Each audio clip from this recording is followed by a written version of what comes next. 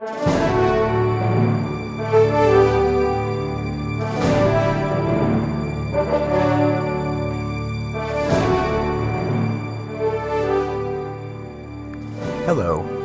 I'm Marc Gerstein.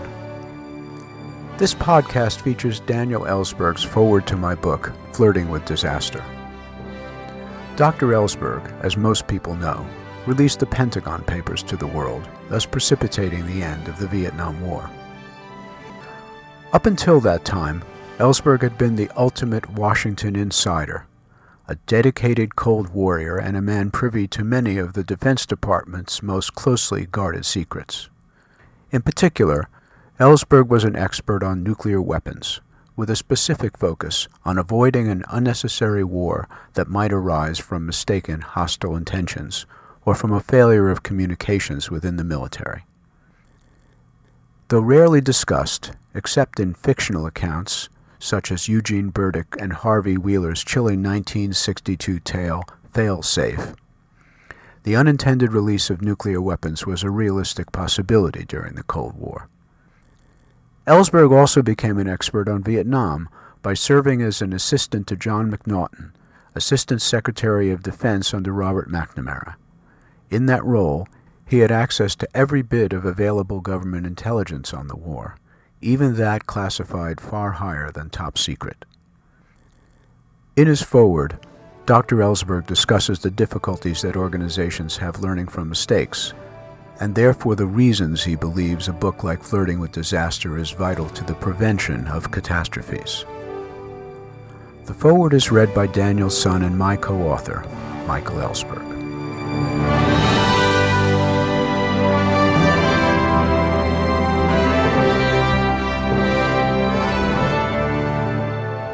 Forward, Learning from Past Disasters, Preventing Future Ones, by Daniel Ellsberg. Read by Michael Ellsberg.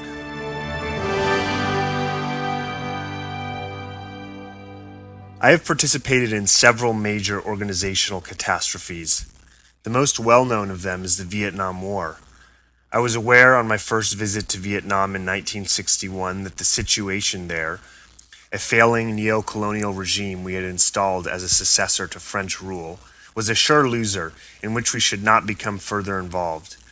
Yet a few years later, I found myself participating as a high-level staffer in a policy process that lied both the public and Congress into a war that, unbeknownst to me at the time, experts inside the government accurately predicted would lead to catastrophe. The very word catastrophe, almost unknown in the dry language of bureaucracy, was uttered directly to the president. Clark Clifford, longtime and highly trusted advisor to U.S. presidents, told President Lyndon Johnson in July 1965, "If we lose 50,000 men there, it will be catastrophic in this country. 5 years, billions of dollars, hundreds of thousands of men. This is not for us."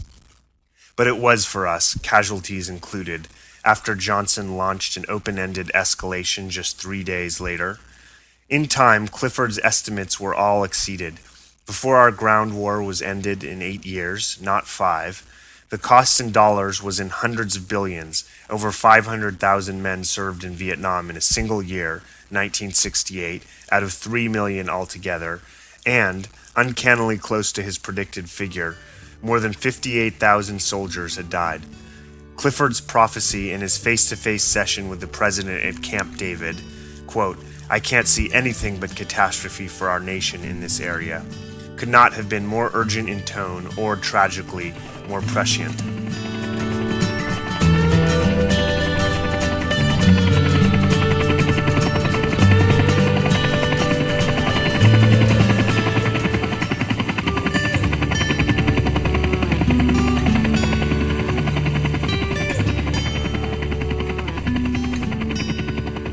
I have been trying since 1967, when I realized that the Vietnam War must end, to understand how we got into that war and why it was so hard to end it. Since 1961, even earlier, I have viewed the nuclear arms race as an ongoing catastrophe that has to be reversed, and a situation that has to be understood. I assumed then, and still believe, that understanding the past and present of these realities is essential to changing them. In my life and work, I have tried to do what Dr. Gerstein's book is trying to help us do, to understand these processes in a way that will help us avert them in the future. A major theme to be gained from this important book is that organizations do not routinely and systematically learn from past errors and disasters. In fact, they rarely ever do. This intentional lack of oversight can partly explain why our predicament in Iraq is so precisely close to the Vietnam experience, both in the way that we got into the war deceptively and unconstitutionally, and the way the war is being conducted and prolonged. It might not seem surprising that after 30 years, a generation of decision makers and voters would have come along that knew little about the past experience in Vietnam.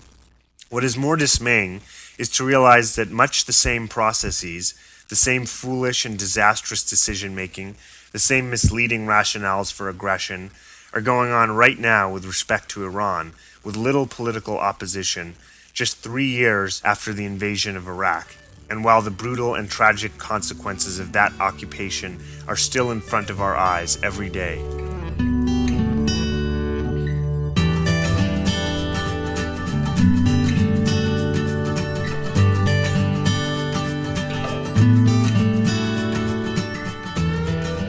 One reason for this folly is that many aspects of disasters and decision-making are known only within the organizations, and not even by many insiders at that. The organizations involved tend not to make relevant and detailed studies of past errors, let alone reveal them outside the organization. This deliberate decision within organizations not to try to learn internally what has gone wrong constitutes what I have called, with respect to Vietnam, an anti-learning mechanism. Avoiding improved performance is not the point of the mechanism. But because studying present and past faulty decision-making risks may invite blame and organizational, political, perhaps even legal penalties, those outcomes outweigh the benefits of clearly understanding what needs to be changed within the organization.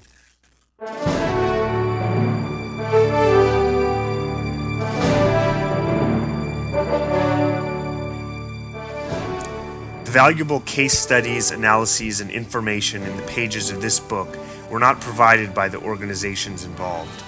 This compendium arose from the accounts of individual whistleblowers, journalistic investigations, and in some cases congressional action, and from Dr. Gerstein's own initiative in collecting and analyzing the data.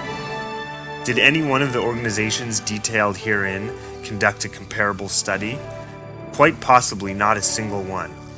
And even if they did, they certainly didn't publish the results in a way that would allow other organizations and individuals to learn from their mistakes. There's no substitute for the kind of comparative analysis Dr. Gerstein shares on these pages. I hope this book is read widely. If we are to avoid the kinds of disasters and catastrophes described, we first need to understand them. Flirting with disaster is a path-breaking, indispensable step towards such a goal. Daniel Ellsberg, Berkeley, California, July 2007.